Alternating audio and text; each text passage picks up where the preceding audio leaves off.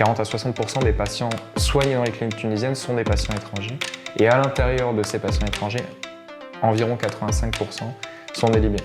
Ensuite, on a une dizaine de pourcents qui sont les Algériens et le reste se sépare entre les marchés européens et dernièrement aussi ouest africains.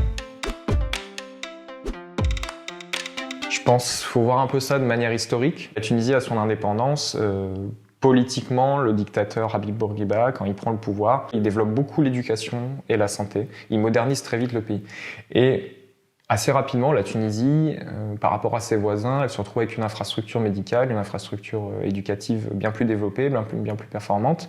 On le voit encore aujourd'hui, en Afrique du Nord, c'est largement le pays qui a les indicateurs de développement les plus élevés. Mais donc ça fait qu'à partir des années 80-90, quand on commence à avoir un peu une ouverture des frontières, des circulations, notamment suite aux réformes libérales qui vont avoir lieu dans la région, beaucoup de patients des pays voisins qui vont venir se faire soigner, notamment des Libyens, tout simplement parce qu'il n'y a pas en fait l'infrastructure nécessaire dans leur pays. La grande question qui est abordée, c'est l'interrelation entre ce système privé et la ville, l'urbain. En fait, en géographie de la santé, on regarde beaucoup les mobilités médicales, mais du point de vue des patients. Il y a des dynamiques internationales, des dynamiques transnationales, on commence assez bien à comprendre un peu comment ça fonctionne. Mais il y a encore un angle mort sur qu'est-ce qui accueille en fait ces patients-là, dans quelle infrastructure, quel réseau ils se placent. Les cliniques, enfin en tout cas c'était mon point de départ, mais à travers ça, tu as toute une économie en fait urbaine qui se développe. En premier lieu, les cabinets de spécialistes qui sont aussi en fait les points d'arrivée des patients dans la ville. Et après, en fait, tu as plein de services qui se développent autour. Pharmacie, biologie, prothésistes, ce genre de choses. Et puis, des choses de plus en plus informelles, parce que quand les patients viennent parfois sur plusieurs jours, il faut trouver un logement. Ces patients, parfois, ils sont accompagnés, donc les accompagnants, ils vont aussi avoir une activité. Et donc, si tu veux, j'ai creusé un peu cette question de jusqu'où ça va. Et donc, ce qu'on constate, c'est que c'est surtout des villes qui reçoivent les patients étrangers dans tous les contextes qu'on a étudiés. Et donc, moi, j'essaie de regarder concrètement cette infrastructure, en fait, du point de vue de l'offre médicale, qu'est-ce qui se passe, comment ça se structure, c'est qui les acteurs, leur spécialité, leur origine, leur sociologie. Un croisement assez classique en fait en sciences sociales, en géographie, essentiellement des entretiens. Pour la partie plutôt discursive, j'essaie de comprendre comment les gens parlent de leur secteur, les émotions qu'ils y mettent, récupérer quelques informations, on va dire qualitatives et quantitatives, mais voilà, de la donnée brute aussi sur leur milieu. Et je croise ça essentiellement avec de l'observation.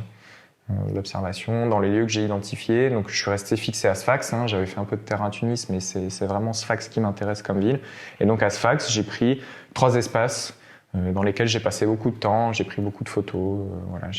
Donc j'ai retenu quartier du centre-ville qui s'appelle El Jadida, qui est en fait un peu la ville moderne qui a été construite dans les années 2000 à Sfax. Donc je regarde cet espace-là qui a vu en fait une concentration assez exceptionnelle de cabinets. On parle d'environ 600 cabinets sur un hectare, un espace qui fait, je crois, une 40aine d'hectares de mémoire.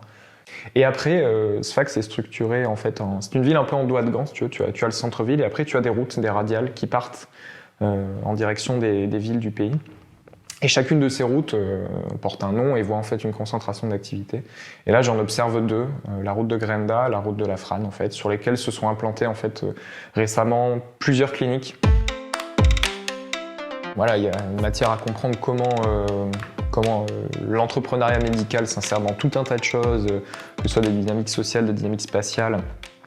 Moi, j'ai l'impression, et je dis souvent que la Tunisie, ils ont un peu 10 ans d'avance par rapport à nous sur un peu justement ce système de casse du service public et de privatisation.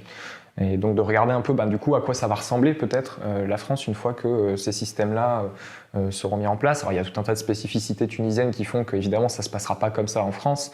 Je trouve qu'on a pas mal de questionnements qui arrivent là sur notamment les déserts médicaux ou quelles contraintes aussi on doit imposer au secteur médical d'occupation du territoire. Je trouve que la Tunisie, elle me donne un cadre un peu d'analyse, des réponses un peu aussi sur ce qu'on vit ici. Je me dis voilà, de comprendre ce genre de contexte, c'est aussi prévenir, prévoir peut-être des décisions à l'avenir, quoi.